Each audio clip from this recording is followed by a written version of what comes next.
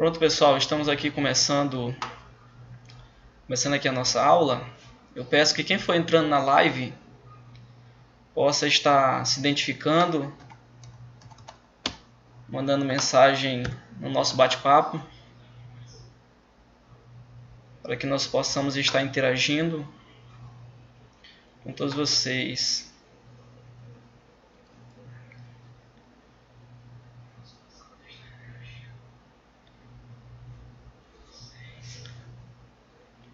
Eu pergunto, vocês estão me ouvindo bem? Vocês estão conseguindo me ouvir perfeitamente?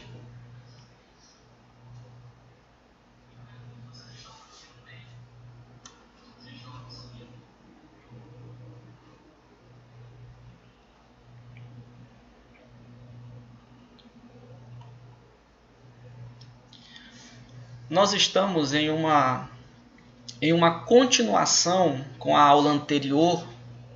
Quem está entrando agora na live e não sabe de que aula eu estou falando, nós já gravamos uma aula sobre a doutrina bíblica do pecado, e essa é a aula que é usada como base para este assunto que nós vamos introduzir a partir de agora. Então, após assistir esta aula, tire um tempo. Nós vamos estar colocando o link das aulas anteriores na descrição deste vídeo. Você pode consultar o vídeo depois. Você vai assistir essa aula porque é a base para essa aula que nós estamos desenvolvendo. Então, boa parte do que eu vou falar agora, eu já desenvolvi, eu já expliquei com mais tranquilidade, com mais detalhes. Tudo bem? Então, só para deixar claro, essa aula, a doutrina da salvação, nós iremos dividir ela em 4. Este assunto será dividido em 4 aulas. Então, eu estarei gravando a primeira parte desta aula hoje. Sábado, depois de amanhã, eu estarei gravando a segunda parte. Na próxima semana, nós estaremos gravando. Possivelmente, na próxima quinta e sábado, eu estarei gravando a parte 3 e a parte 4 desta aula. Tudo bem? Então, eu vou estar colocando agora no link do vídeo, eu vou estar colocando aqui na descrição do vídeo o link para que você possa estar baixando a apostila que eu vou usar nesta aula. Na verdade, eu fiz questão de colocar toda a apostila nos meus slides. Então, enquanto você assistir o vídeo, você vai estar vendo toda a apostila, toda a base teórica do curso. Porém, se você tiver interesse, você pode estar baixando para o seu celular e pode estar olhando com mais calma. Então eu vou estar colocando agora na descrição deste vídeo o link para que você possa baixar a apostila. Deixa eu só colocar logo aqui.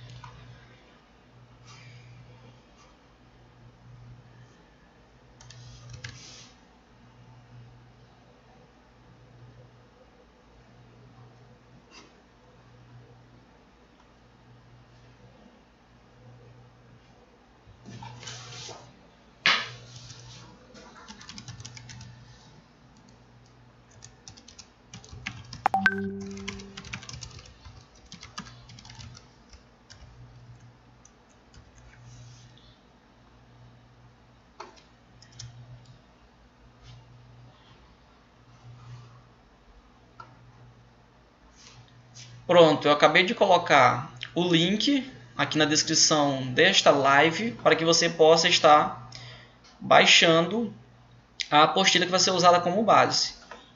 Tudo bem? Então, quem está assistindo essa live por outras plataformas como o Facebook, para que você tenha acesso a esta apostila, você tem que acessar o canal Papo de Teólogo e procurar esta live, e você vai encontrar o link para fazer o download da apostila.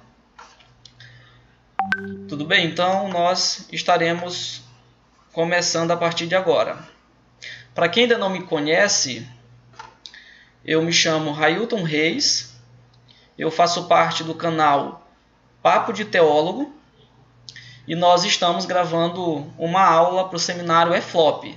Na verdade, esta é a continuação da aula de Doutrina do Pecado. Esta é a segunda aula que eu gravo para este seminário. Então, qualquer dúvida, você pode ficar à vontade, pode estar interagindo no bate-papo, que na medida do possível eu vou estar respondendo. Então, iniciando este assunto,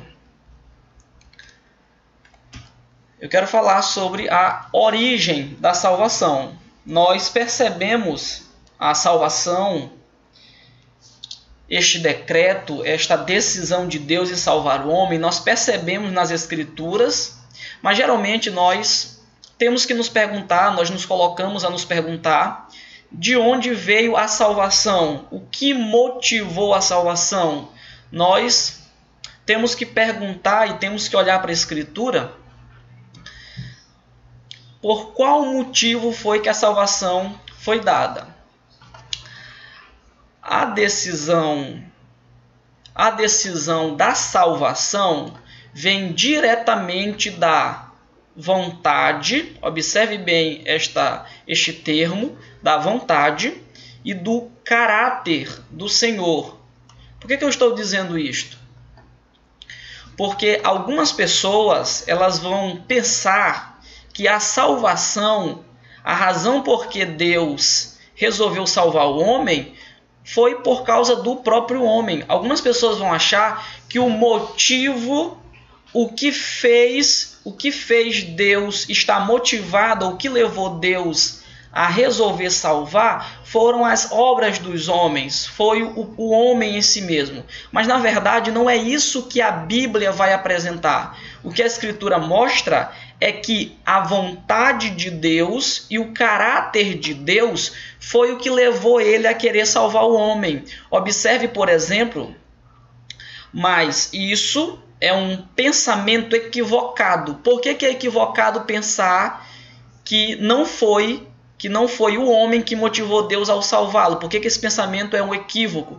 Porque a Escritura vai dizer que Deus nos amou. Observe bem, Deus nos amou quando nós ainda éramos pecadores. Então, na verdade, o sentimento de amar as pessoas, Deus não começou a ter quando ele criou os homens. Deus não esperou a criação dos homens para decidir amá-los. Ou o homem pecou e Deus começou a amá-lo. Na verdade, isso são pensamentos equivocados. Na verdade, Deus, por ser um Deus eterno, ele nos amou. Sempre nos amou e nos amou quando nós estávamos em pecado. Então nós não tínhamos obras nenhuma boas que fizessem Deus nos salvar. Então o grande motivo da salvação de Deus para com os homens foi a própria vontade de Deus. Observem que a origem da salvação vem do amor de Deus. Eu quero que você grave essa palavra. A salvação vem do amor de Deus. Deus não esperou que os homens fizessem alguma coisa para que ele resolvesse salvar os homens. Na verdade, ele apenas amou o homem. E por que Deus amou os homens? Nada nos homens fez com que Deus os amasse. Na verdade, Deus amou os homens por sua própria misericórdia. Então, as Escrituras vão mostrar que esse foi o motivo dele prover a salvação e enviar o seu Filho para morrer pela humanidade. Lembre que a Bíblia diz que quando ele nos amou, nós ainda éramos pecadores. Então, Deus resolveu salvar o homem com base apenas no seu amor. Esse foi o único motivo da origem da salvação, o próprio amor de Deus. Deus não esperou que o homem fizesse uma boa obra para que ele decidisse salvar. Muito pelo contrário, ele já nos amava quando nós não tínhamos nenhum caráter, nenhuma atitude, nenhuma obra que fosse favorável à sua vontade. Observem esse texto bíblico. Porque Deus, observem a palavra amor sendo mais uma vez ressaltada, porque Deus amou o mundo de tal maneira que deu o seu Filho unigênito. Então observe que o que fez o Filho unigênito ser enviado foi o próprio amor de Deus. Então, o amor foi a causa do envio do seu Filho. Ele enviou o seu Filho para que todo aquele que nele crê não pereça, mas tenha a vida eterna. Então, nós estamos mostrando que a origem da salvação vem do próprio amor de Deus. Este segundo texto, localizado na primeira carta de João 4,19, está escrito que nós o amamos a ele porque ele nos amou primeiro. Mais uma vez, a demonstração de que o amor de Deus foi antes de tudo. Então, ele primeiro nos amou. Então, a base para a nossa salvação foi porque Deus nos amou. Além disso, além do amor de Deus, Deus também é um ser livre.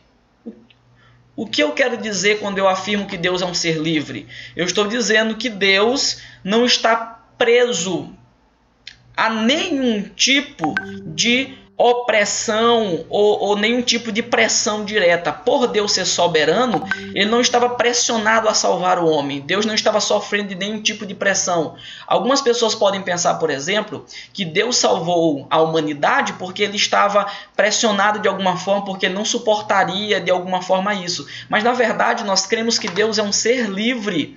Isso na teologia própria nós falamos da liberdade de Deus. Deus é um ser livre em seu ser.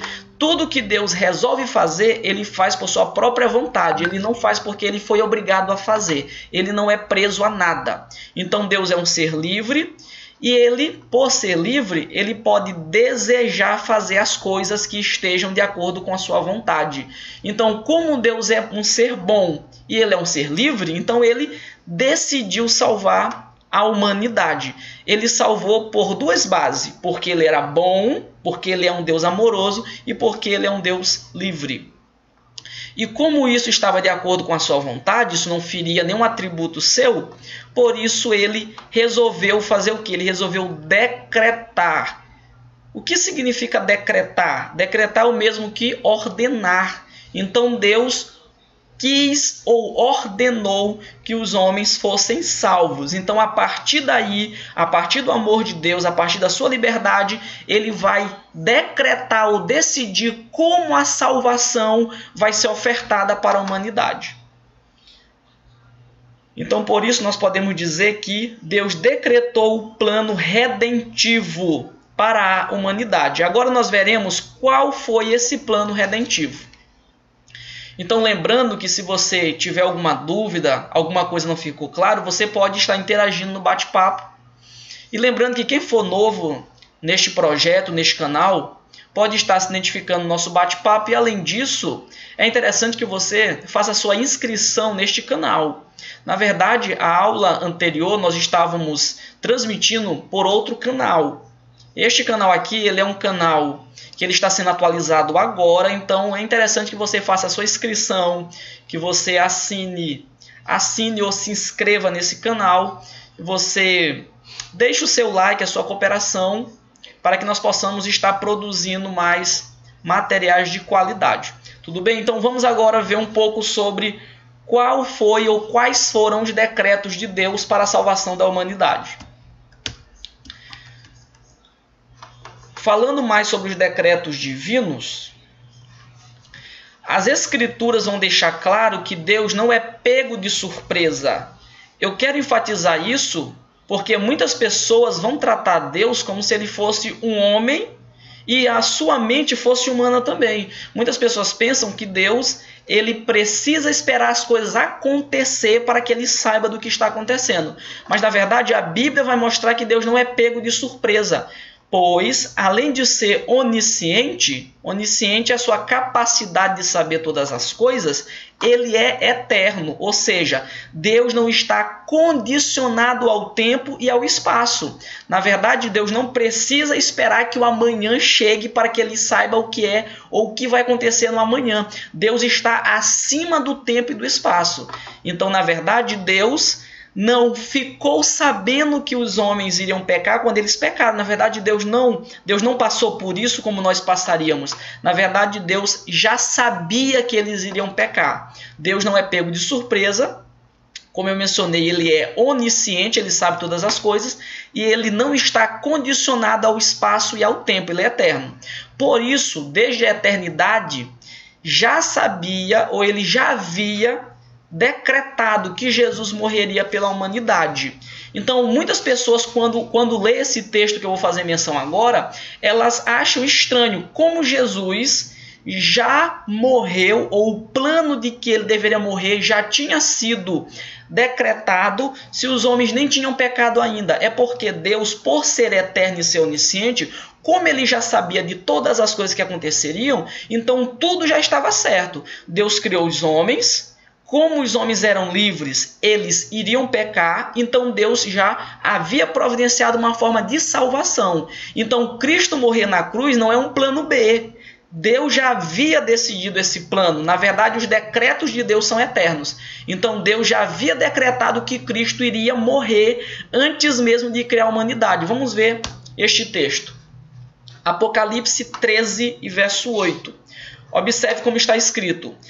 E adoraram-na todos os que habitam sobre a terra, esses cujos nomes estão escritos no livro da vida do Cordeiro. Observe aqui, o Cordeiro já foi morto desde a fundação do mundo. Então, a decisão para que Cristo morresse pela humanidade, ela não foi tomada quando eles pecaram. Na verdade, essa decisão já tinha sido tomada porque Deus já sabia de todas as coisas. Então, o homem já foi criado com um plano para que ele não fosse para o inferno. Como Deus sabe da sua situação pecaminosa, Deus já havia estabelecido um decreto mostrando que Cristo já deveria morrer pela humanidade. Eu estou mostrando isso com base em Apocalipse 13 e verso 8. Então, eu vou citar aqui pelo menos 3 decretos divinos sobre a salvação. O primeiro decreto é esse aqui: a encarnação, a morte e a ressurreição. Observem, várias vezes Jesus vai mencionar que estava fazendo a vontade do Pai. Por exemplo, no seu batismo nas águas, Jesus Cristo ele vai dizer para João Batista: convém cumprir a justiça de Deus. Então, Deus havia decretado que Cristo encarnasse, ou seja, assumisse uma forma humana. Deus havia declarado ou decretado que Cristo morresse pela humanidade e também que ele ressuscitasse. Então, essas coisas elas tinham que acontecer porque estavam debaixo de uma decisão. Às vezes as pessoas pensam que tinha a possibilidade de Cristo não morrer pela humanidade, de Cristo não ressuscitar, de Cristo, por exemplo, pecar. Todas essas possibilidades não existem porque já havia um decreto estabelecido. Deus Pai já havia decretado que o Filho havia de encarnar, morrer e ressuscitar para a salvação da humanidade. Então, esta aqui é a declaração do primeiro decreto. Observe aqui o segundo decreto. A restauração parcial da vontade dos homens. Se no primeiro ponto eu destaquei que Cristo haveria de morrer para a humanidade, no segundo ponto Deus também decreta que os homens tivessem a sua vontade restaurada. Observe bem, além da morte e ressurreição mencionado acima, os homens ainda precisam de auxílio da graça para crer, pois estão dominados pelo pecado. Então entenda que Cristo morreu pelos homens, mas por conta dos homens estarem debaixo do poder do pecado, eu desenvolvi isso com mais detalhes na aula passada sobre o pecado, os homens não conseguiriam crer. Nós vamos aprender mais adiante que até a vontade do homem está totalmente voltada para o pecado. Então, Cristo morreu na cruz, mas os homens não iriam crer em Cristo, porque os homens estavam trancados ou cegos pelo pecado. Então Deus decretou que essa cegueira espiritual que o pecado estava estabelecendo fosse o quê? Parcialmente fosse parcialmente restaurada da humanidade. Então Cristo não somente morreu na cruz, como Cristo também operou na humanidade, restaurando parcialmente esse poder de cegueira espiritual que o pecado estava exercendo. Eu vou repetir este segundo decreto. Além da morte e ressurreição, os homens ainda precisam de auxílio da graça para crer, pois estão dominados pelo pecado. Isso eu posso observar conforme João 6,44. Tudo bem? Então vamos aqui para o terceiro decreto. A fé como condição para a salvação. Então no primeiro decreto foi decretado que Cristo morresse pela humanidade. No segundo decreto foi decretado que a humanidade fosse restaurada a sua mente, a sua emoção, para que eles tivessem como crer. E no terceiro decreto, Deus estabeleceu a fé como condição para a salvação. Então, por exemplo, se esse terceiro decreto, nós podemos achar que Deus decretou que alguns fossem salvos, por exemplo, mas na verdade não é assim que funciona. Além de decretar a morte de Cristo e a restauração da mente humana, Deus também decretou que houvesse uma condição para a salvação. Apesar de Cristo morrer por todos, mas só serão salvos aqueles que acreditarem ou tiverem a fé verdadeira. Então a condição para que os homens sejam salvos é que eles tenham fé na morte de Jesus Cristo. Observem o último parágrafo. Por último, temos a fé como parte humana para que a salvação venha a ser aplicada.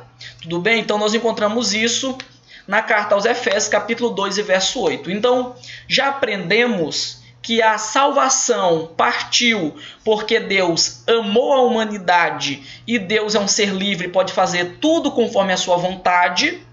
Nós temos que tirar da nossa cabeça essa ideia de que foi a bondade dos homens ou o valor dos homens que fez com que Deus entregasse Cristo para morrer na cruz. Na verdade, não foi isso. Deus nos amou quando nós estávamos totalmente em pecado e não havia nada de bom para que Deus olhasse e fosse decidir. Então Deus decidiu que Cristo morresse pela humanidade simplesmente porque Ele nos amou sem obra nenhuma nossa. Ele simplesmente nos amou. E depois de nos amar, Deus decretou que os homens fossem salvos. Só que essa salvação ela tem pelo menos 3 pilares básicos. Cristo precisava morrer pela humanidade. A humanidade precisava ter a mente restaurada, porque os homens estavam dominados pelo pecado. E por último, só seria salvo ou só teria salvação aplicada àqueles que tivessem fé no Senhor Jesus Cristo. Então, basicamente, esse é o resumo, a conclusão do nosso primeiro ponto. Como eu já disse, você pode estar baixando esta apostila para estar consultando depois através do link que eu coloquei na descrição deste vídeo. Tudo bem? Então, por último, vamos ver aqui o último ponto da origem da salvação. Deus resolveu salvar os homens de uma forma que a vontade dos homens fosse mantida. Então, observe, como eu citei no início, Deus não decidiu salvar os homens e não respeitou a vontade dos homens. Muito pelo contrário. Como Deus é um ser todo sábio, Ele é um Deus cheio de sabedoria, Ele resolveu salvar os homens de uma forma que os homens continuassem a ser livres. Então observe que a vontade humana foi conservada. Vamos ler este texto. Apesar de o Senhor ter decretado a salvação, como eu mostrei acima, mas a salvação ela está o quê? Condicionada à fé. Quando alguém perguntar para você por que Deus exige a fé como uma condição para a salvação, a resposta que você vai dar é que essa é a maneira de Deus deixar os homens livres e assim mesmo resolver salvar eles. Porque se Deus só salva quem tiver fé, então Deus não está obrigando ninguém à salvação. Então Deus está deixando as pessoas, só as pessoas que querem, que simplesmente vão aceitar o Senhor Jesus Cristo, ou seja, as pessoas que pela sua liberdade vão querer a salvação, somente essas é que serão salvas. E dessa forma, Deus vai manter a liberdade dos homens. Observe, mas está condicionada à fé daquele que ouve a pregação do Evangelho. Então, mediante a pregação do Evangelho, os homens poderão ter fé ou não na morte de Cristo. Observe que se Deus não respeitasse a liberdade e salvasse o homem de forma incondicional, o que é salvar o homem de forma incondicional? É não levar em conta nenhuma atitude do homem. Se Deus fizesse isso, se Deus dissesse, por exemplo, eu vou salvar os homens que eu quiser e eu não estou nem me importando com a vontade deles. Se Deus fizesse isso, isso seria uma salvação incondicional. O que isso iria causar? Isso seria contra o princípio de liberdade. Porque se eu sou livre, Deus não pode decidir fazer uma coisa sem que a minha liberdade esteja envolvida.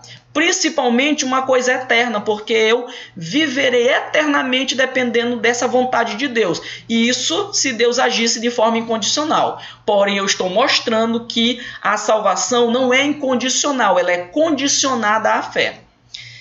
E por último, Deus estaria agindo contra o princípio de liberdade e o relacionamento entre o homem e Deus não seria verdadeiro. Agora imagine, Deus resolveu salvar algumas pessoas, essas pessoas não escolheram ser salvas, Deus que escolheu no lugar delas, então essas pessoas nunca demonstrariam um amor verdadeiro.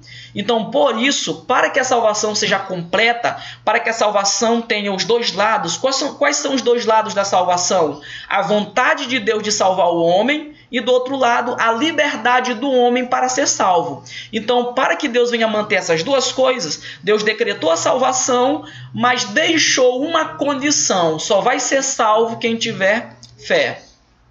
Em resumo, podemos dizer que a salvação parte do amor de Deus, como eu coloquei no início, ela vem do amor de Deus, a salvação, e da vontade, vem do amor e da vontade em salvar o homem.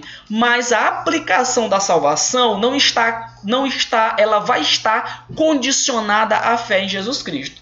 Então Deus decidiu salvar todos, porém ele só vai aplicar a salvação para quem tiver fé em Cristo. Por que Deus faz isso? Porque Deus quer manter a liberdade dos homens. Então, dessa forma, Deus está salvando os homens e mantendo a sua liberdade.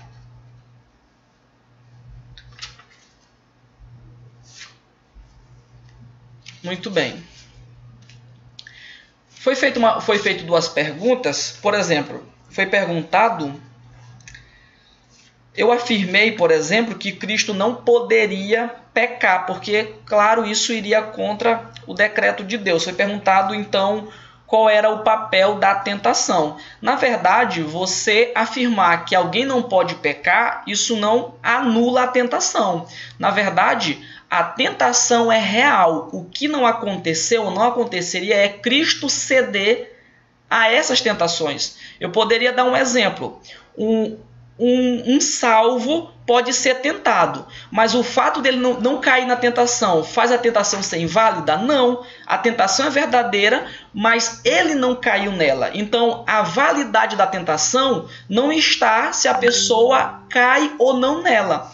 As tentações eram verdadeiras, porém Cristo ele não caiu em nenhuma das tentações. Primeiro, porque foi decretado que fosse assim, e segundo, porque Cristo era um verdadeiro homem e verdadeiro Deus. Então ele venceu todas as tentações. Porém, isso não quer dizer que elas não eram verdadeiras, só quer dizer que elas foram vencidas.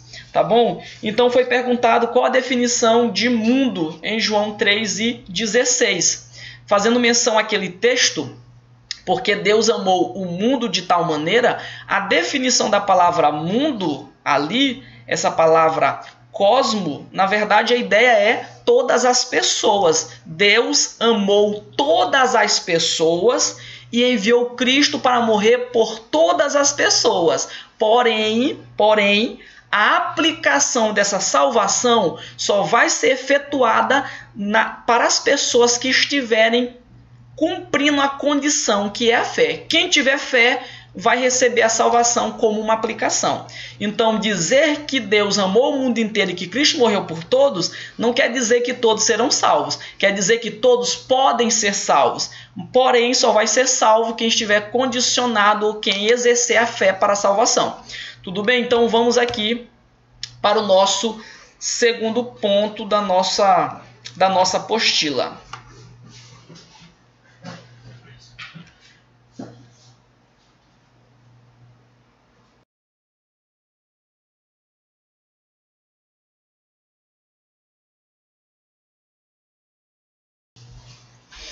Deixa eu só fechar ali.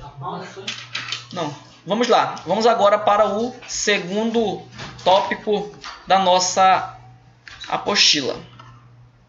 Pessoal, como eu estou dizendo, quem estiver com alguma dificuldade, alguma questão não ficou claro, você pode estar interagindo aqui no bate-papo, você pode estar nos informando, pode estar tirando a sua dúvida. Eu não responderei no mesmo instante, mas na medida do possível eu vou estar respondendo sim.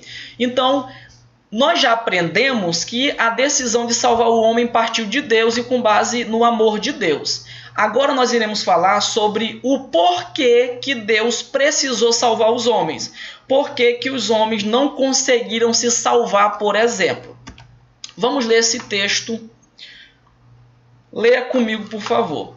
Para entendermos melhor essa doutrina, a doutrina da depravação total, precisamos definir o que seria o homem ser criado à imagem e semelhança. Observem que é muito comum no meio evangélico, no meio cristão, as pessoas falarem e repetir esse versículo. O homem foi formado à imagem de Deus. Mas o que de fato significa o homem ser criado à imagem de Deus? Eu vou citar aqui uma opinião equivocada sobre esse assunto. Geralmente as pessoas elas vão afirmar, geralmente as pessoas pensam que essa afirmação tem uma ligação com a estrutura corpórea humana. As pessoas vão dizer assim: o homem foi criado à imagem de Deus porque o homem parece fisicamente com Deus. Mas na verdade isso é uma ideia equivocada. Esse não é o sentido do texto. Observem o que eu vou dizer aqui. Mas esse não é o sentido do texto, pois Deus é um ser espiritual. Por exemplo, como é que o homem foi formado de acordo com a forma de Deus, se Deus é um ser espiritual? Deus não tem forma física, Deus é um ser espiritual. Então, quando a Bíblia fala que o homem foi criado à imagem e semelhança, esse não é o sentido do texto. O fato de Deus ter feito o homem conforme a sua imagem, eu coloquei aqui o sentido da palavra imagem, essa palavra quer dizer reflexo. A razão por que Deus criou o homem conforme a sua imagem ou conforme o seu reflexo é porque o homem seria bom, livre, racional, possuidor de mente, emoções e vontade. Então, quando Deus decidiu criar o homem conforme a sua imagem, Deus estava dizendo o seguinte: eu vou criar um ser que é diferente dos animais, por exemplo. Eu vou criar um ser que ele é tão bom, tão livre, tão racional, um ser que tenha mente, que tenha emoções e que tenha vontade, como eu também sou. Então Deus criou o homem parecido com ele nesses aspectos aqui. Então o homem tinha bondade dentro de si porque isso veio de Deus. O homem era livre porque Deus é livre também. Porém, observe bem, todas essas capacidades elas eram perfeitas e elas não tinham nenhuma tendência ou inclinação pecaminosa. Então, quando o homem foi criado, todas essas características que eu estou citando aqui, todas essas qualidades que o homem recebeu na criação, elas eram totalmente perfeitas, elas não tinham nenhuma influência pecaminosa, elas não tinham nenhuma tendência pecaminosa. Porém, observe aqui, mas como o homem era livre, ele tinha a capacidade de usar o seu livre-arbítrio para o errado. E foi exatamente isso que aconteceu. Então, quando o homem utilizou o seu livre-arbítrio, a sua livre capacidade, e ele escolheu não mais ser somente bom, agora também ser mal, o homem escolheu pecar, o que aconteceu foi que todas essas qualidades tornaram-se manchadas ou dominadas pelo pecado. Então, quando eu afirmei no início que o homem é totalmente depravado, eu estou dizendo que todas essas coisas que Deus colocou no homem na criação, elas não são mais perfeitas. Todas elas estão agora dominadas pelo pecado. Por exemplo, o homem agora não vai conseguir mais ter uma mente totalmente boa. A mente do homem agora vai ser composta por pensamentos pecaminosos, por desejos pecaminosos. As emoções dos homens, elas não serão mais emoções puras. Antigamente o homem ia conseguir, por exemplo, ficar irado com uma coisa, mas não ficar, por exemplo, não sentir ódio por tal coisa. Então, antes do pecado, o homem era totalmente perfeito. Ele ia ter emoções como Deus tem, mas ele não iria ser tendencioso para essas emoções. Porém, depois do pecado, todas as qualidades do homem começaram a ser manchadas pela operação do pecado. Então a vontade do homem, a emoção do homem, a mente do homem, tudo começou a estar manchada e dominada por pecado. Observe que a partir do momento que Adão desejou quebrar a ordem de Deus, qual ordem eu estou mencionando? Eu estou falando sobre a decisão de Deus de que o homem não deveria comer do fruto, o fruto proibido. Então a partir do momento que Adão desejou quebrar a ordem de Deus, e assim ele consumou essa decisão quando ele de fato comeu o fruto, o desejo pecaminoso foi manifestado em seu coração. E esse desejo é tão poderoso, na verdade aqui deveria ser, tão poderoso, que a partir daquele instante o homem se tornou escravo desse desejo ou do pecado. E viveria totalmente inclinado para satisfazer esses desejos pecaminosos. Então, depois do desejo pecaminoso, o pecado não foi praticado só externamente por Adão. Quando nós ouvimos a história do primeiro pecado, nós pensamos que o pecado de Adão foi simplesmente físico. Ele simplesmente comeu o fruto e acabou. Na verdade, quando Adão comeu daquele fruto, o desejo de pecar que foi manifestado naquele momento dominou a mente de Adão de uma tal forma que ele agora se tornou escravo desse desejo. Tudo que Adão pensasse, tudo que Adão fizesse vai estar ou estava diretamente ligado com a operação do pecado. Então, de uma forma terrível, Adão começou a se tornar escravo do desejo do pecado. Observe, por exemplo, algumas características que o pecado começou a deixar na vida do primeiro homem. Primeira coisa, eu até fiz menção na aula passada, o homem perdeu o seu livre-arbítrio. A partir da entrada do pecado no coração, a vontade boa... Qual é a vontade boa? É aquela vontade que o homem recebeu quando ele foi criado. Essa vontade boa, ela foi destruída. Adão perdeu o desejo por agradar a Deus, agora ele estava em um tipo de escravidão espiritual.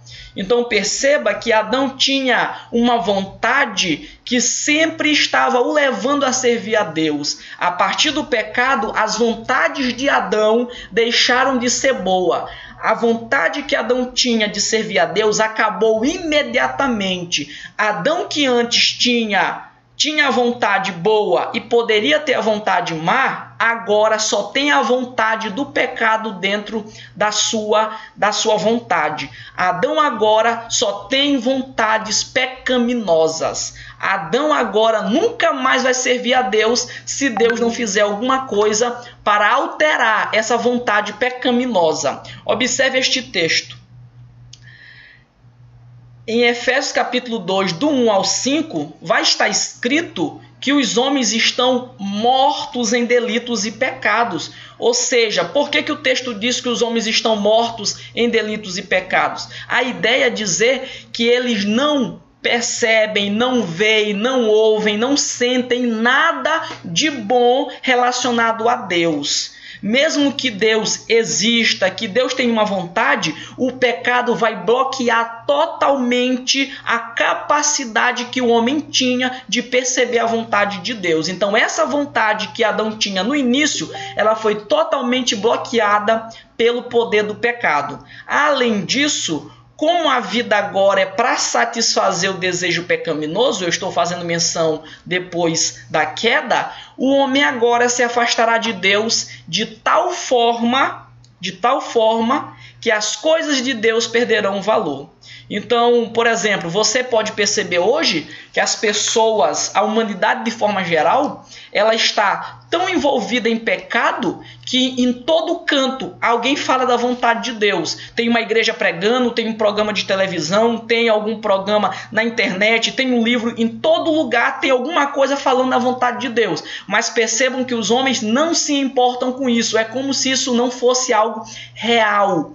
A realidade ou a razão disso é porque o pecado ele bloqueou a vontade ou a mente espiritual dos homens.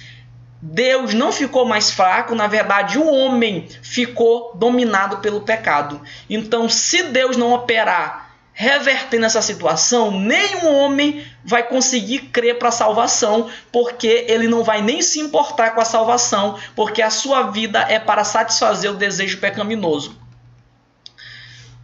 O segundo efeito que o pecado opera na vida do homem é que o homem agora é tendencioso ao pecado. Antes do pecado, o homem era livre, mas agora ele tem uma tendência ou uma inclinação. Todas as suas obras serão manchadas e inclinadas ao pecado, como eu estou mostrando.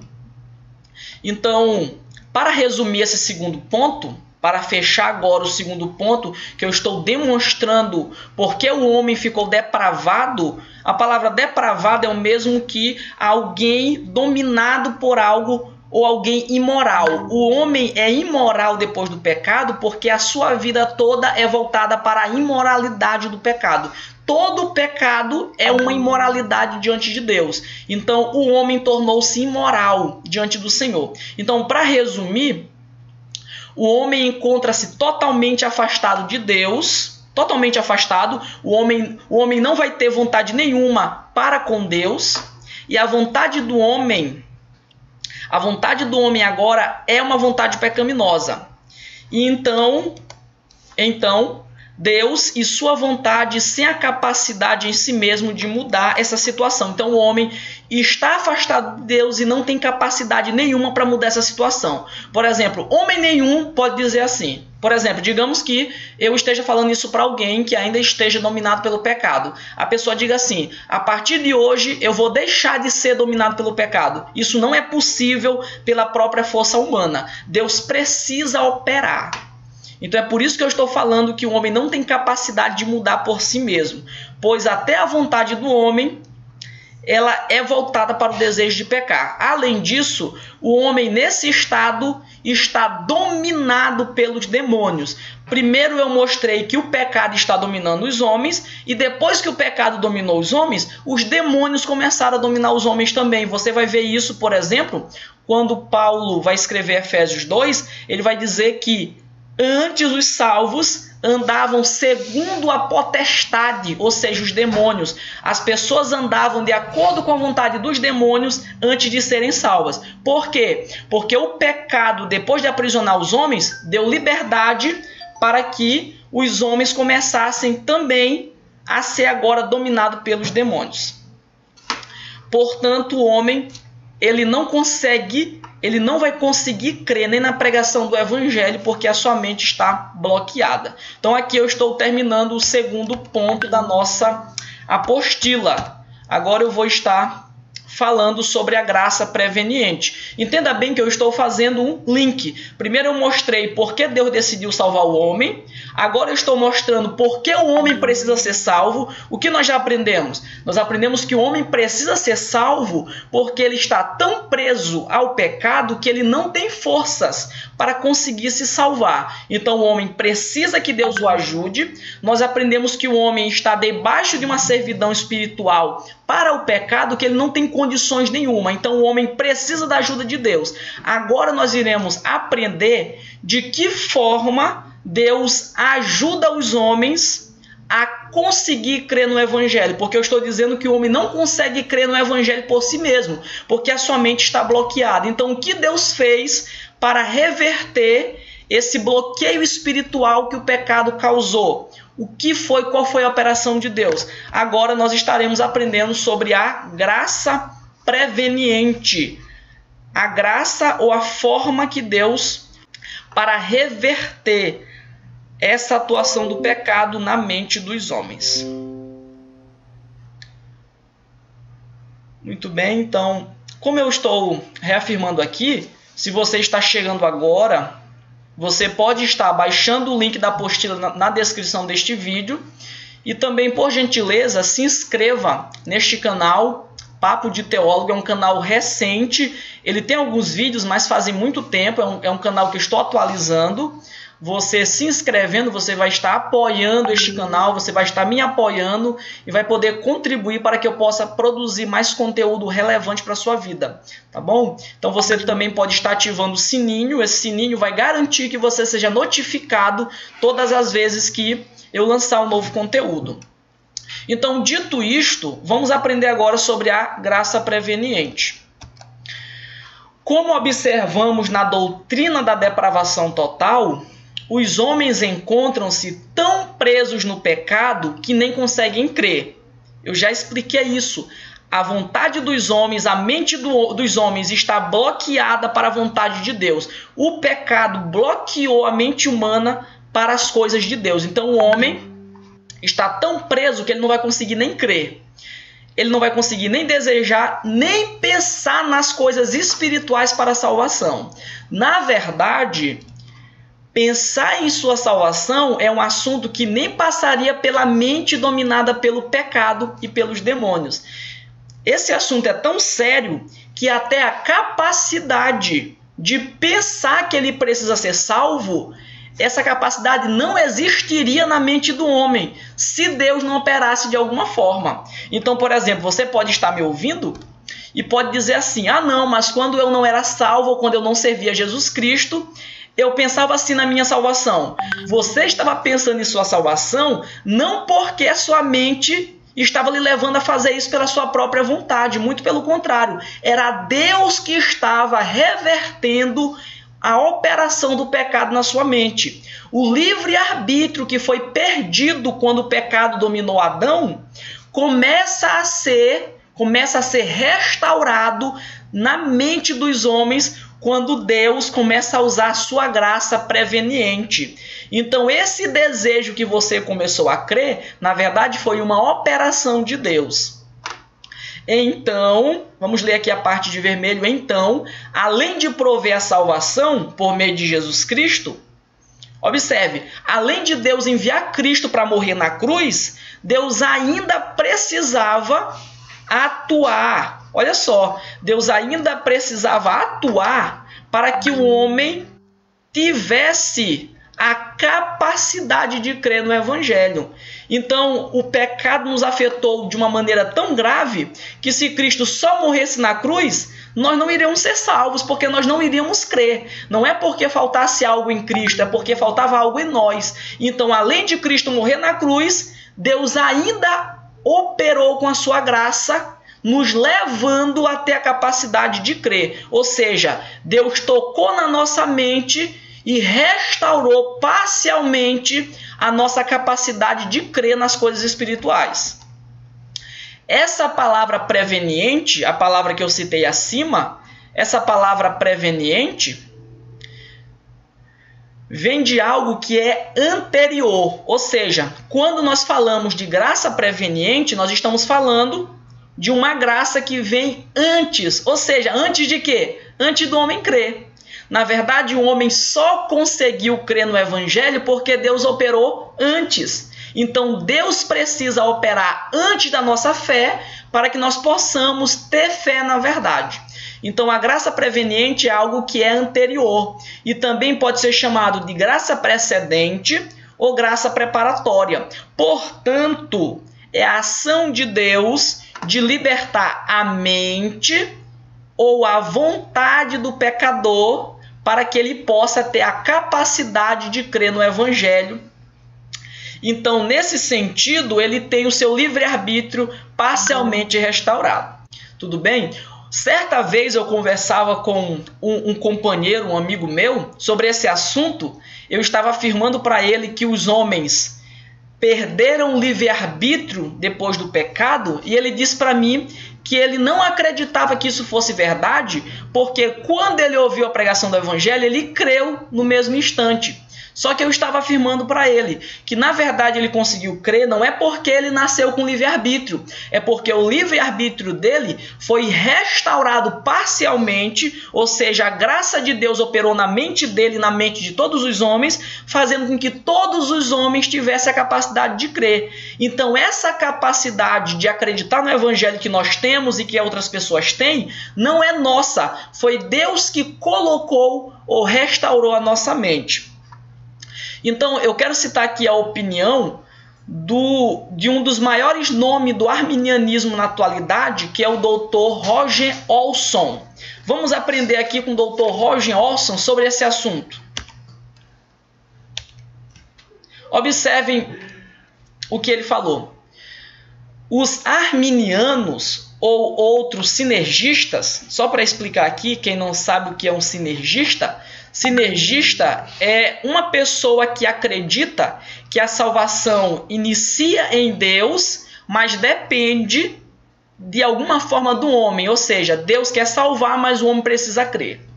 Então, os arminianos ou outros sinergistas acreditam que a graça preveniente restaura vida à pessoa morta em delitos e pecados.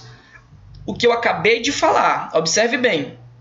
A pessoa estava totalmente morto em pecado, depois que o pecado veio, ele transformou o homem em um morto espiritual, tirou o livre-arbítrio, então as pessoas estavam mortas.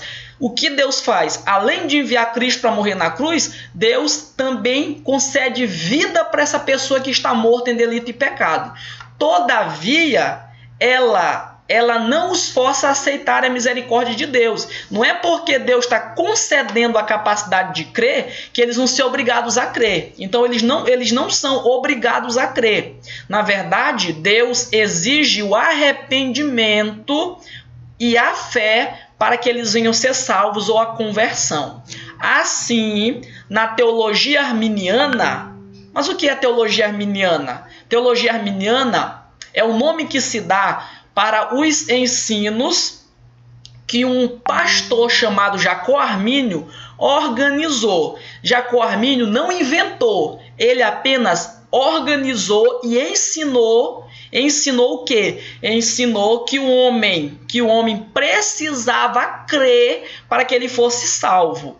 Então, Armínio ensinou que o homem, apesar de não ter livre-arbítrio depois da queda, mas Deus restaurou o livre-arbítrio do homem e deu capacidade para que ele viesse a crer. Então, assim, na teologia arminiana, uma regeneração parcial, eu já expliquei, é porque não é totalmente, Deus não restaura o homem antes do pecado de uma forma total, Deus só restaura alguma parte no homem para que ele só possa crer. Então, uma regeneração parcial realmente precede a conversão. Então, antes de que eu aceite a Jesus Cristo, Deus opera na minha mente primeiro. Mas ela não é uma regeneração completa, eu acabei de afirmar. É um despertamento e uma capacitação, mas não uma força irreversível. Então entenda, Deus está concedendo essa capacidade porque os homens não conseguem crer em Cristo. Observe, Cristo morre na cruz, mas os homens não conseguem crer. Então Deus concede aos homens a capacidade de crer.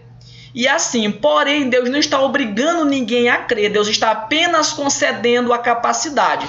Os homens precisam decidir se eles vão crer em Cristo ou não para a sua salvação.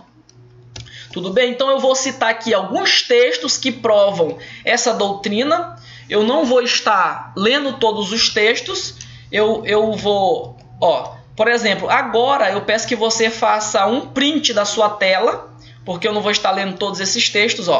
Faça um print. Eu vou colocar outra parte agora. Pronto, faça um print desta tela também, porque eu não vou estar... Se eu ler, eu vou apenas ler por cima, porque eu tomaria muito tempo. Então você pode estar lendo com calma. Observe, eu estou afirmando que além de Cristo morrer na cruz, Deus também opera na mente humana, restaurando parcialmente a capacidade de crer, como eu ensinei nas partes anteriores. Agora eu vou provar nas Escrituras essa verdade. Tem muita gente nesse meio teológico que diz que esse ensino de que Deus restaura parcialmente a mente das pessoas para que elas venham crer, não é um ensino bíblico, mas vamos ver aqui, por exemplo. Observe que está escrito em João 1:9. Ali estava a luz verdadeira. Observe que ilumina todo homem que vem ao mundo. Observa que todo homem que vem ao mundo recebe uma iluminação da parte de Jesus Cristo. E qual é esse objetivo dessa luz? Cristo manifesta a sua luz para esses homens para que eles possam conseguir crer. E observe que é interessante que Cristo manifesta a luz a todo homem. Observe bem, o texto diz que é para todo homem. Então Cristo ilumina, ou seja, concede a sua graça iluminadora para que todo homem consiga ver ou crer no poder do Evangelho. Segundo versículo, observe que Paulo falou aos Romanos: ou desprezas tu as riquezas da sua benignidade e paciência e longanimidade? Observe, Deus usou a sua paciência e a sua benignidade para quê? Para que o homem fosse levado ao arrependimento.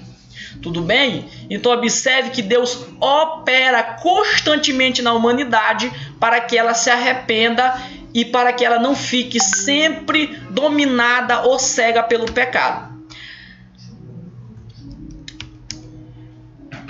Muito bem.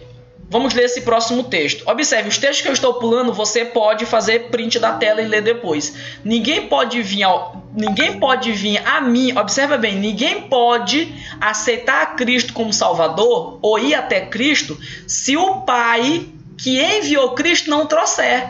Então observe que além de enviar Cristo para morrer na cruz, o Pai ainda leva as pessoas até Cristo. Mas de que forma Deus leva as pessoas? Deus restaura a mente das pessoas e quem crê em Cristo, essas são as pessoas que são levadas por Deus. Tudo bem? Então é como se Cristo dissesse: aquele que vem a mim é aquele que o Pai trouxe através da sua graça. Então o Pai usa a sua graça antes de nós termos fé, para que nós possamos ser levados até Cristo se tivermos fé.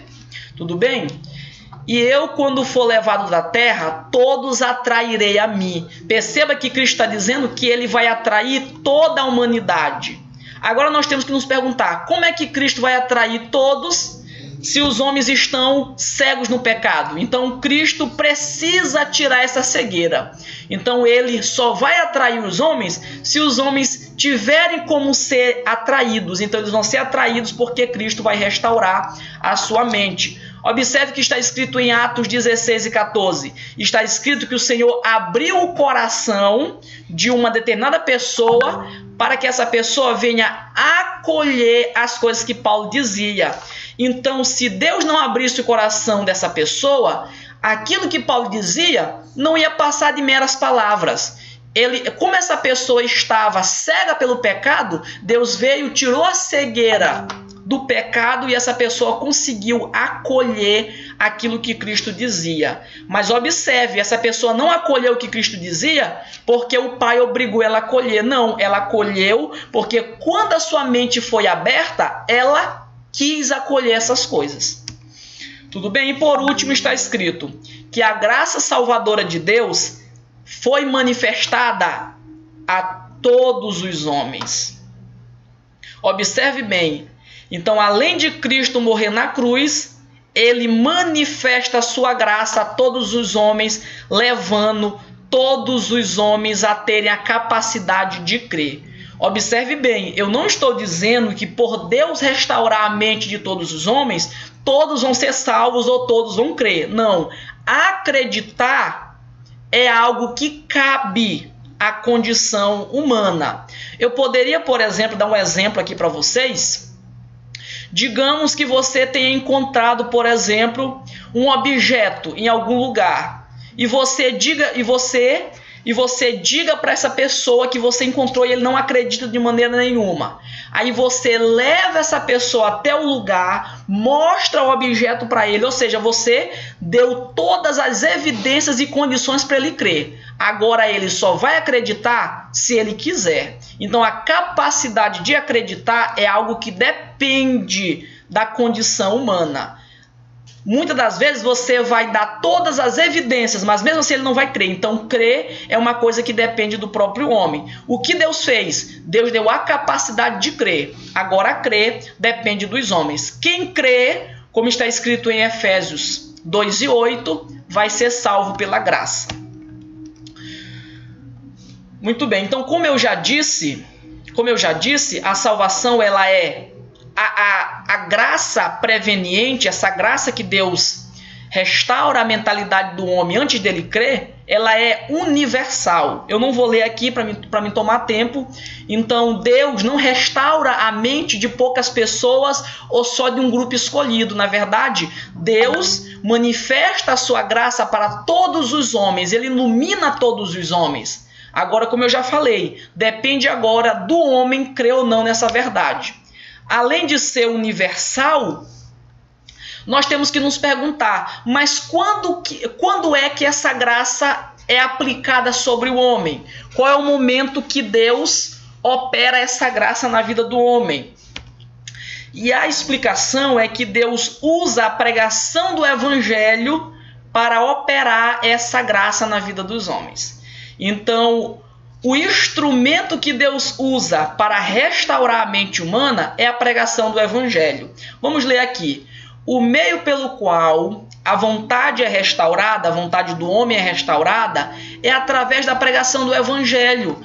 Paulo mostra que os pecadores ouvirão através da palavra. Observe este texto, Romanos 10 e verso 17. De sorte que a fé é pelo ouvir, e o ouvir pela palavra. Eu quero aqui citar a opinião de Silas Daniel, que é um pastor da Assembleia de Deus, um jornalista. Ele observa que o texto diz que eles vão ouvir pela palavra. Observe que a palavra aqui é como se fosse um instrumento que capacita a ouvir. Então eles ouvem pela palavra.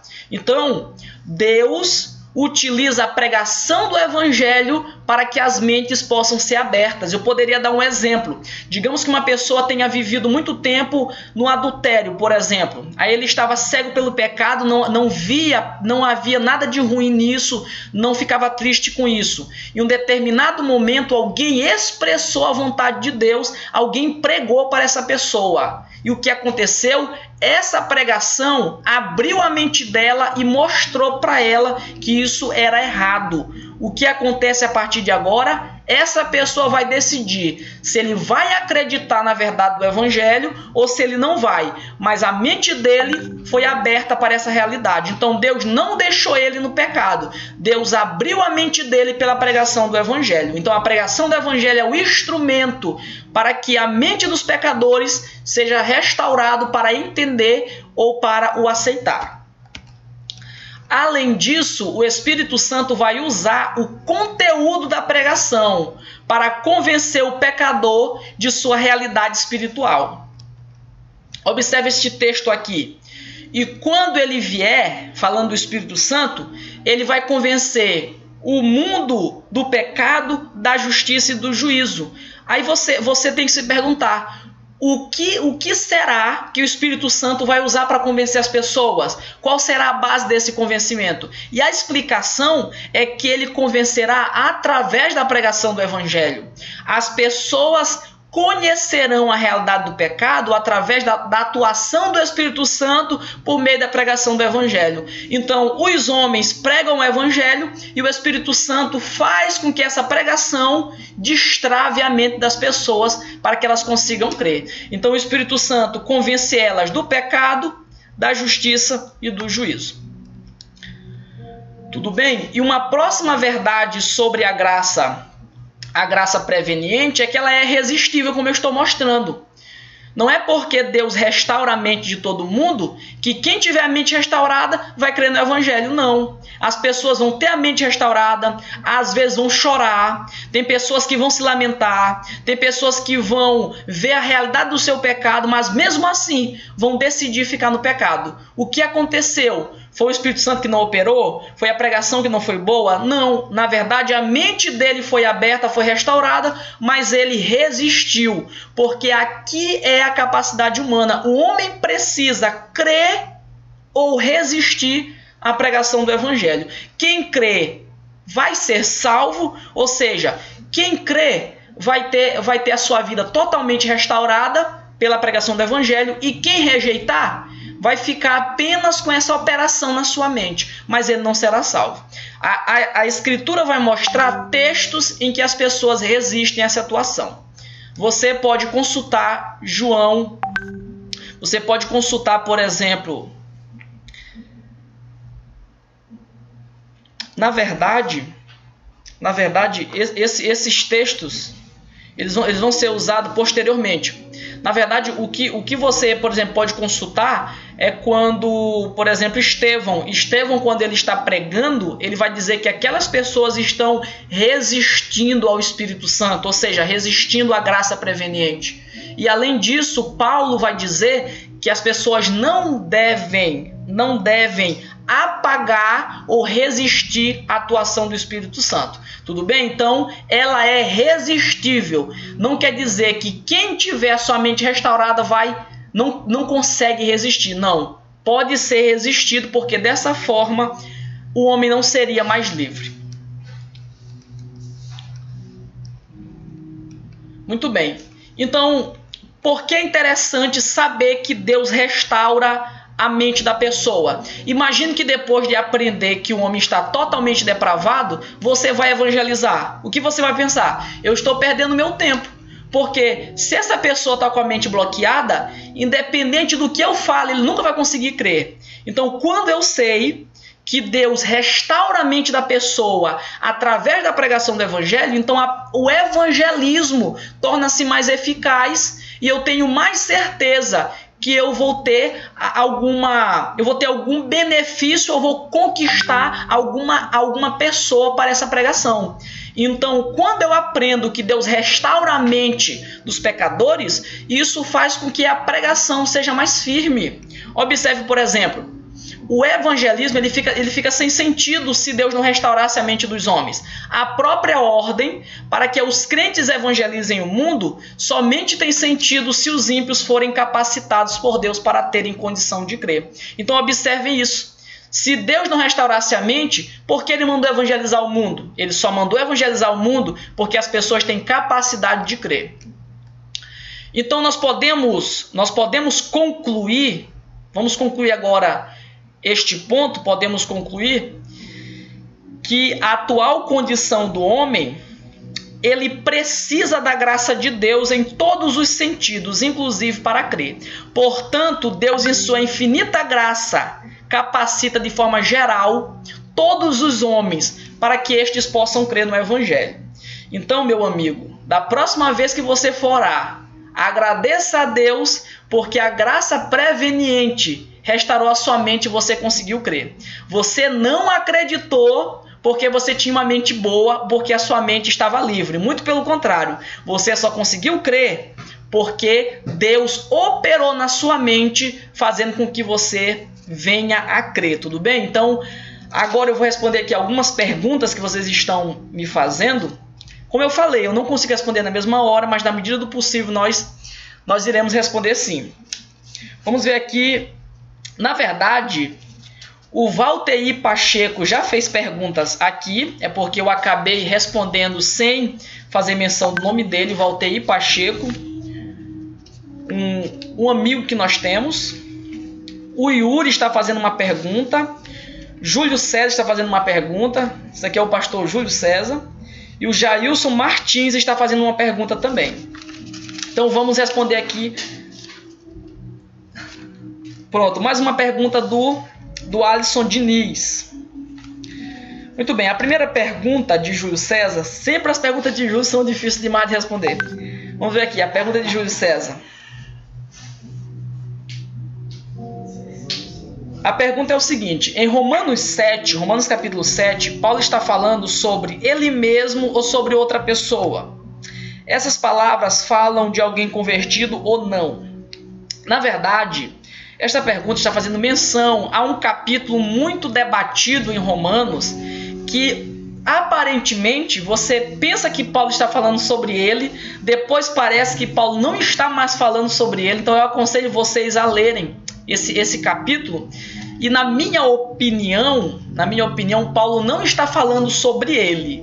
Na verdade, o capítulo 7 é uma descrição de um ímpio que está passando pela graça preveniente. Então ali é um ímpio que já teve a sua mente destravada pela pregação do evangelho. Porque eu creio que é um ímpio e não é Paulo? Porque o texto vai dizer que ele é escravo do pecado. E na verdade nós vamos aprender que depois que o homem é salvo, ele deixa de ser escravo do pecado. Eu vou trabalhar isso com mais calma na parte sobre santificação. Talvez vai ser na próxima aula.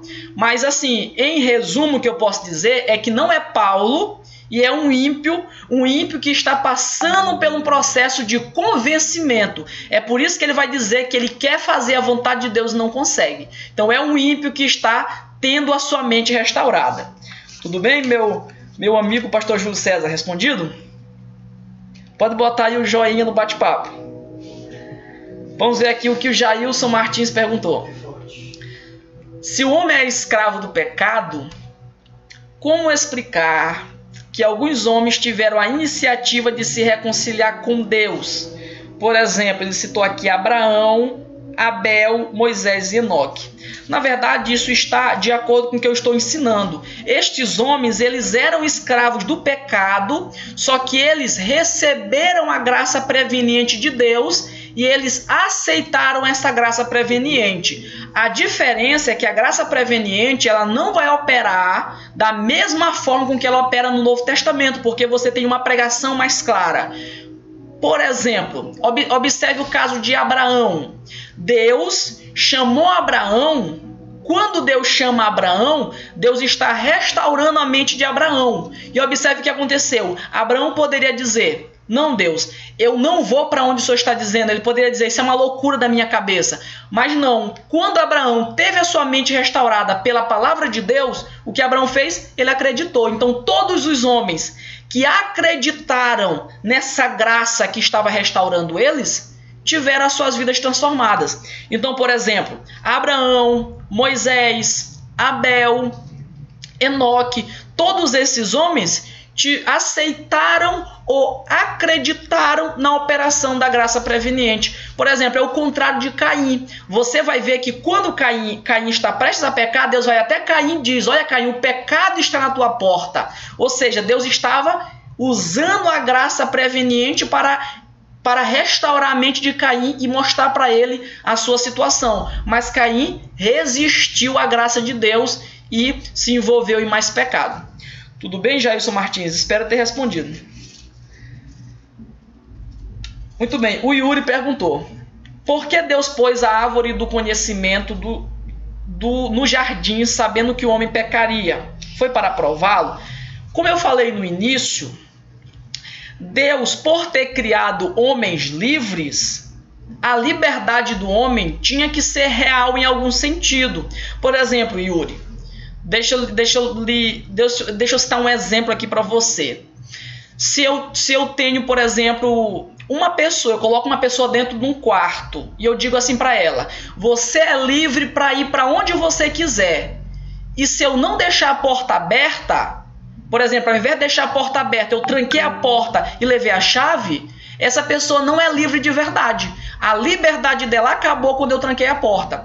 Então, se Deus não criasse a árvore e os homens não tivessem a possibilidade de pecar, eles não eram livres de fato. Então, por exemplo, o fato dos homens serem livres, ou a demonstração que eles eram livres, está justamente porque Deus permitiu. Entendam, Deus não decretou que eles pecassem, Deus permitiu que eles pecassem, porque se Deus não permitisse, eles não eram de fato homens livres. Tudo bem, Yuri? Então, realmente, a ideia era provar a liberdade dos homens. Muito bem, o Alisson Diniz perguntou: se eu ler só o Antigo Testamento, eu posso ser salvo? Na verdade, o Alisson Diniz, a tua pergunta ela não ficou muito clara para mim. Se você está falando sobre os crentes do Antigo Testamento ou se você está falando dos crentes hoje que só querem ler o Antigo Testamento. Então faça o seguinte, formula para mim a questão, só para me confirmar no bate-papo, aí eu já respondo a sua pergunta depois do próximo tópico. Tudo bem, pessoal? Então vamos continuar. Então, vocês podem estar usando aqui o bate-papo para estar interagindo, tirar dúvidas. Quem ainda não é inscrito nesse canal, no nosso canal Papo de Teólogo, você pode estar fazendo a sua inscrição, você pode estar ativando o sininho, tudo bem?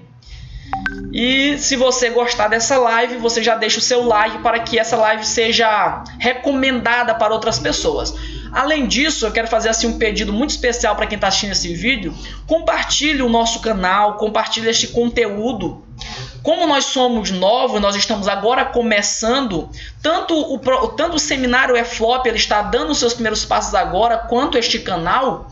Então eu preciso da contribuição de você. Então se você puder compartilhar no grupo da sua igreja, compartilhar com seus amigos, eu vou agradecer bastante, porque vai contribuir muito para a nossa expansão.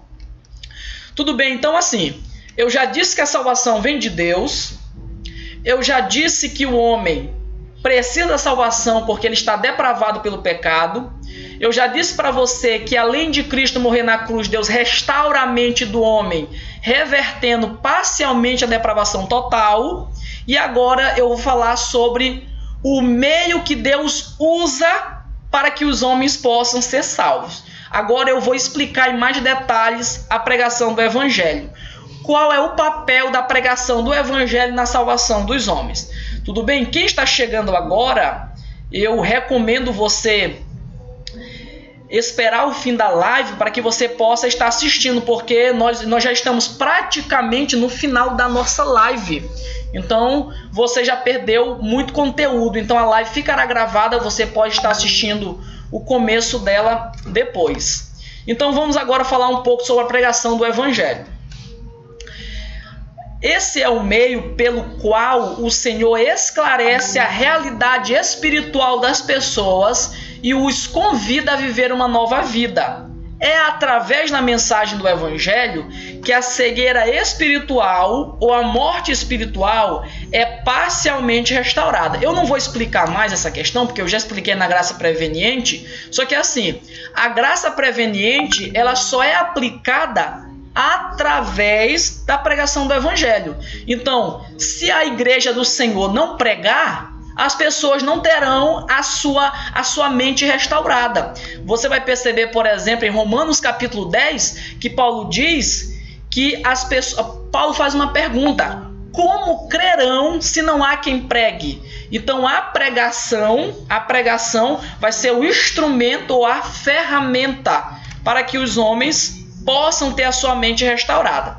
Tudo bem? Então a pregação vai restaurar parcialmente a mente dos homens e vai os capacitar a crer para a salvação. Vamos para frente.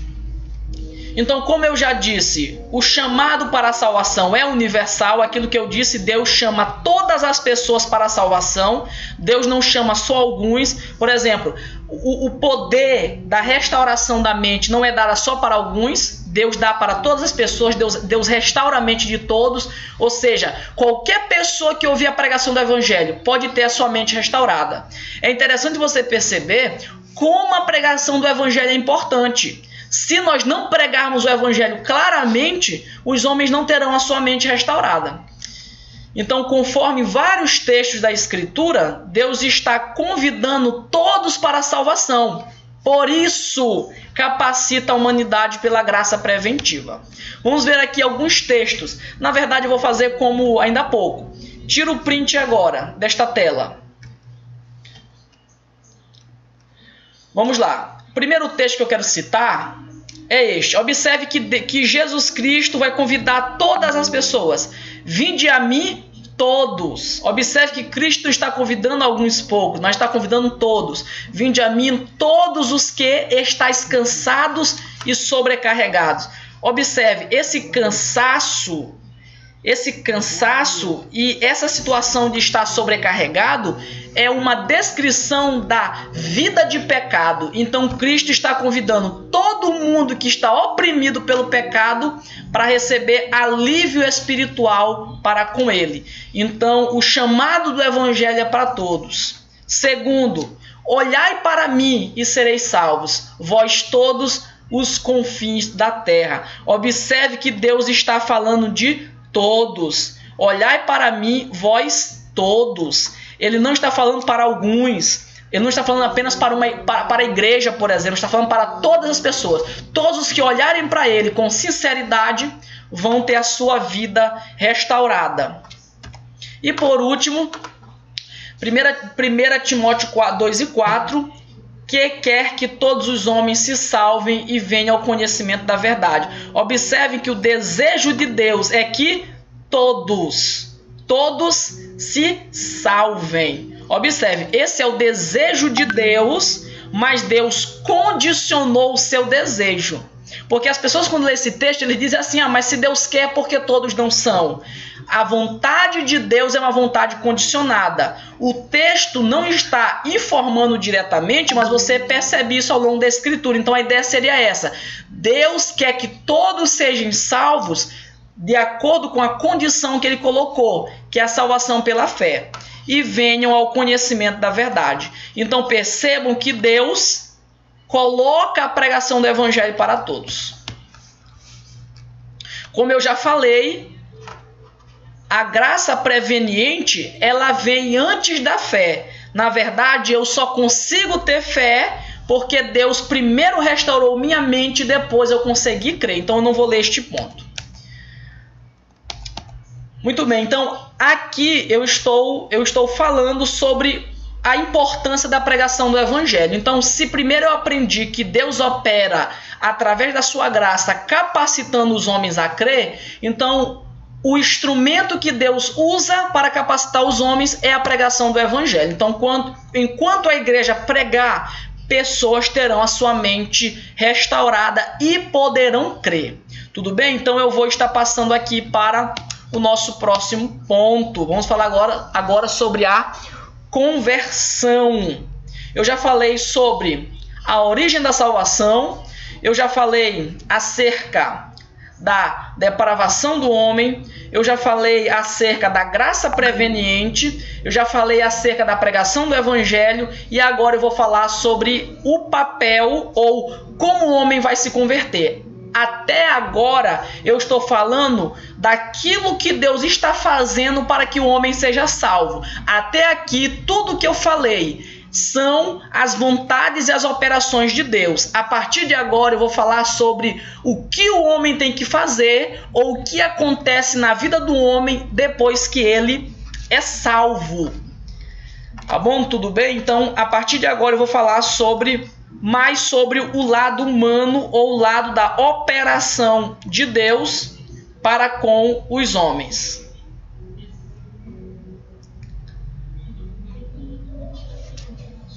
Então vamos lá. Vamos falar sobre a conversão. O mistério é forte. Muito bem. Deixa eu só responder aqui a pergunta do Alisson. Como eu pedi, ele me explicou essa questão. Então o Alisson quer saber se um cristão que lê apenas o Antigo Testamento ele poderia ser salvo. Olha, assim, dificilmente ele vai conseguir ser salvo, porque todo o conteúdo claro da nova aliança está registrado no Novo Testamento. Então, no Antigo Testamento, ele não vai ter uma percepção tão clara. Na verdade, todo cristão que lê o Antigo Testamento é levado a ler o Novo. Eu poderia, por exemplo, o Alisson, citar para você os judeus, por exemplo, os judeus ortodoxos. Eles só têm o Antigo Testamento. por só ter o Antigo Testamento, eles não leem, por exemplo, ou eles não se importam que a salvação só depende da fé em Cristo. Então, alguém que só lê o Antigo Testamento, ele não vai ter essa informação que é preciso ter fé em Cristo. Então, o Novo Testamento é a outra parte que falta. Então, é necessário aconselhar para alguém que lê apenas o Antigo Testamento que ele está lendo a mensagem de Deus de forma incompleta. Ele não vai ser salvo não é porque Deus não pode salvar, é porque a mensagem ficará incompleta na mente dele. Tudo bem? Então, para a salvação acontecer, ele tem que entender claramente o pecado dele e entender claramente o que Cristo fez e precisa crer em Cristo para a salvação. Ele não vai conseguir crer em Cristo para a salvação lendo apenas o Antigo Testamento. Tudo bem? Então, vamos falar agora da conversão. Este é o último ponto da nossa live.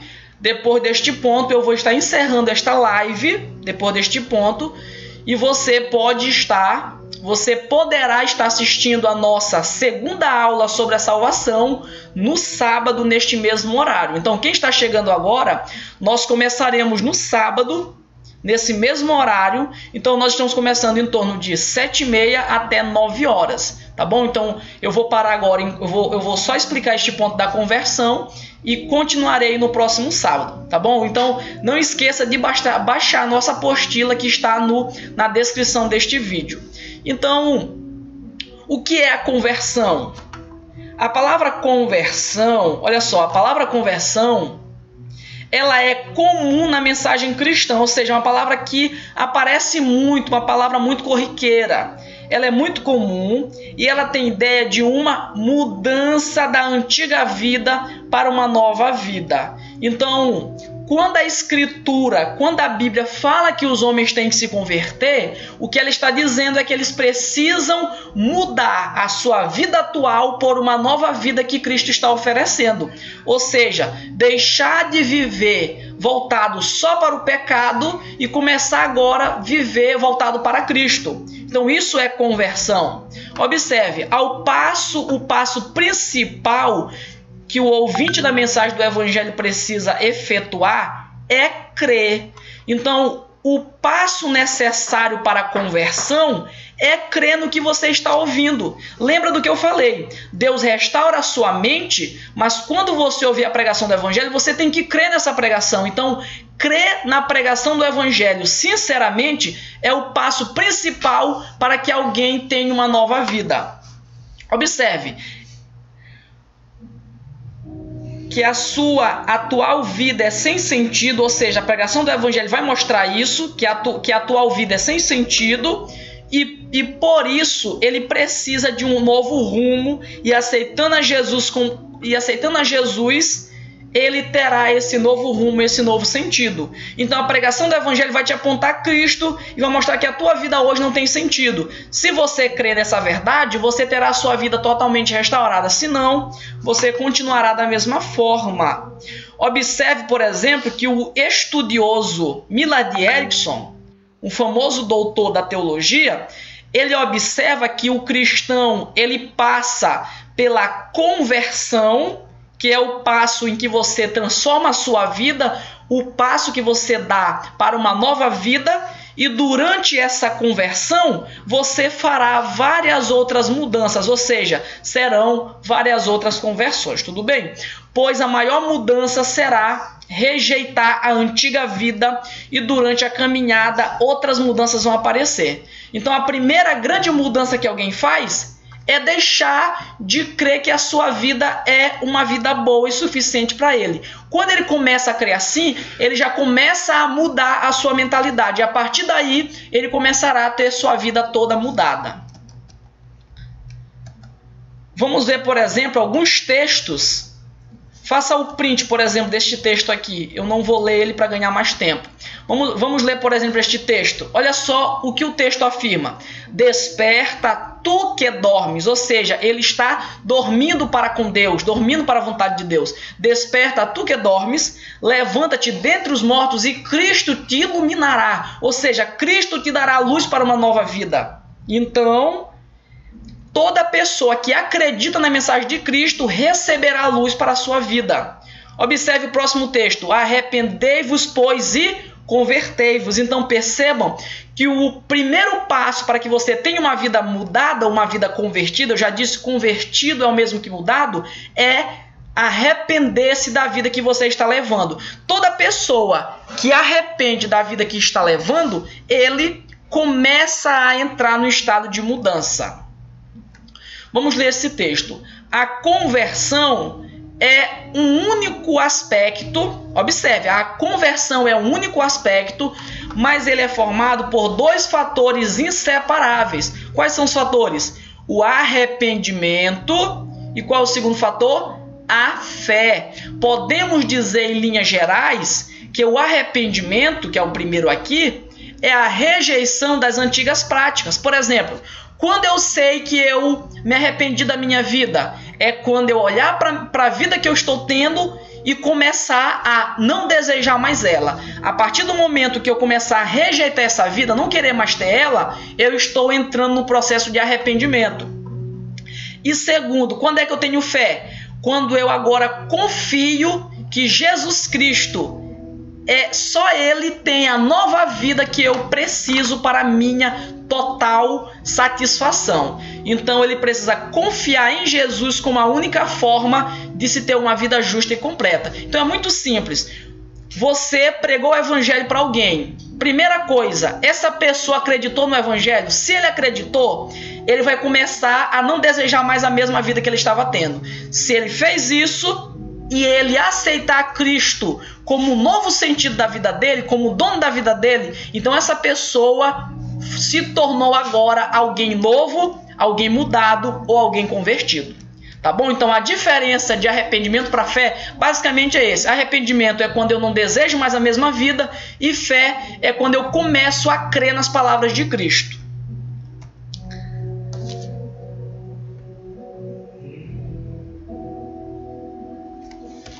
Muito bem. Aqui, em linhas gerais, eu não vou ler tudo para me ganhar tempo. Você pode ler a apostila com mais atenção. Eu posso dizer o seguinte, como eu estou mostrando. Eu vou só pegar aqui os pontos principais. O arrependimento é o abandono ou repúdio do pecado. Ou seja, eu ouvi a pregação do evangelho, eu me arrependi, eu não quero mais ter a mesma vida, eu não quero mais voltar a praticar aquelas coisas. Eu estou arrependido. O que a palavra arrependimento quer dizer? Eu coloquei aqui uma palavra grega. Arrependimento no grego é metanoeo. Metanoeo no grego quer dizer alguém que pensa de forma diferente sobre algo. Então, depois que ele ouviu a pregação do evangelho, porque é só você lembrar, antes de ouvir a pregação do evangelho, ele achava que a vida dele era boa e era uma vida agradável. Quando ele ouviu a pregação do evangelho e ele acredita na pregação do evangelho, ele não vê mais a vida da mesma forma. Então, a partir do momento que eu não vejo mais a minha antiga vida da mesma forma, eu entrei no processo de arrependimento. Aqui em Mateus 3:2 está escrito: arrependei-vos, pois é chegado o reino dos céus. Então o arrependimento é algo que é muito repetido nas escrituras. Tudo bem? Tem mais um texto aqui, Atos 2:3. Você pode estar lendo com mais atenção. Vamos ver aqui o que é fé. Eu já expliquei o que é arrependimento, agora eu quero explicar o que é fé. Fé é o aspecto positivo, ou seja, enquanto pelo arrependimento você começa a odiar a sua antiga vida, pela fé você começa a amar a sua nova vida, ou seja, você começa a amar a Cristo como seu Salvador. Então a fé é um aspecto positivo. Por que positivo? Porque as pessoas agora passarão a crer nas promessas de Cristo e o aceitarão como Senhor ou governante das suas vidas. Então, é dois lados da mesma moeda. O que é conversão? Primeiro, é quando eu não quero mais ter a mesma vida que eu tinha, eu me arrependo de viver como eu vivia. E o que é fé? É quando agora eu quero que Cristo seja o dono da minha vida e eu começo a crer em tudo que Cristo me oferece. Quando esses dois lados são preenchidos, essa pessoa se tornou alguém salvo. Essa pessoa agora é alguém convertido. Observe esse texto aqui. Observe o texto de Efésios 2:8. Percebam que, apesar de eu não ler todos os textos, mas vocês têm vários textos à sua disposição. Observe aqui Efésios 2:8. Porque pela graça sois salvos, por meio da fé. Isto não vem de vós, é dom de Deus. Então, eu preciso ter fé para ser salvo. Mas porque a fé é um dom de Deus? Lembre, eu afirmei para você que a minha capacidade de crer, ela foi restaurada por Deus. Então, a salvação, a fé, a graça, tudo vem primeiro porque Deus me capacitou a ter todas essas coisas. Tudo bem? Então, a palavra salvação, eu estou agora finalizando a live. A palavra salvação do grego significa ou é pisteon ou pistes. E o que significa fé? Na verdade, fé, a palavra fé. A palavra fé significa pisteon ou pistes. O que significa fé no grego? Significa crer em algo que está sendo dito. Como eu sei que eu tive a fé verdadeira? Porque eu comecei a acreditar de verdade em Jesus Cristo e seguido disso, eu não quero mais ter a mesma vida. Observe, por exemplo, João 1:2. Mas a todos que o receberam, ou seja, que tiveram fé, mas a todos que o receberam, ou seja, aos que creem no seu nome, ou seja, quem crê no nome de Cristo vai se tornar filho de Deus, ou seja, quem tem fé passou a ser filho de Deus. Tudo bem? Você pode estar lendo com mais calma, com mais atenção. Então, aqui eu finalizo esse ponto. Eu só quero fazer uma síntese geral. Nós aprendemos que Deus decidiu salvar o homem. Nós aprendemos que o homem estava totalmente preso no pecado. Nós aprendemos que Deus, além de ordenar que Cristo morresse na cruz, restaurou a mente humana. Nós aprendemos que Deus usa a pregação do Evangelho para restaurar a mente humana. E nós aprendemos que a etapa ou a condição para que os homens sejam salvos é a conversão. E o que é conversão? É arrepender-se da vida que você tem levado de pecado e começar a ter fé ou aceitar que Cristo torne-se o Senhor da sua vida. Tudo bem? Aqui eu estou encerrando esta live. Eu quero agradecer a todos os participantes, a todo mundo que interagiu, fez pergunta. Você que ainda não é um seguidor deste canal, ainda não faz parte, por favor, se inscreva neste canal. Deixe o seu like neste vídeo. E assine ou ative o sininho da notificação para que você possa receber o nosso conteúdo, tudo bem? No sábado, no horário de 7h30 a 9 horas, nós estaremos, ou seja, depois de amanhã nós estaremos gravando, eu estarei gravando a segunda parte dessa aula. Na próxima aula eu falarei sobre a justificação, eu falarei sobre a santificação, sobre a adoção e sobre a glorificação. Tudo bem? Eu aguardo você na segunda aula, que será sábado agora, depois de amanhã, dia 4/6. Tudo bem? Fiquem com Deus e até a próxima aula.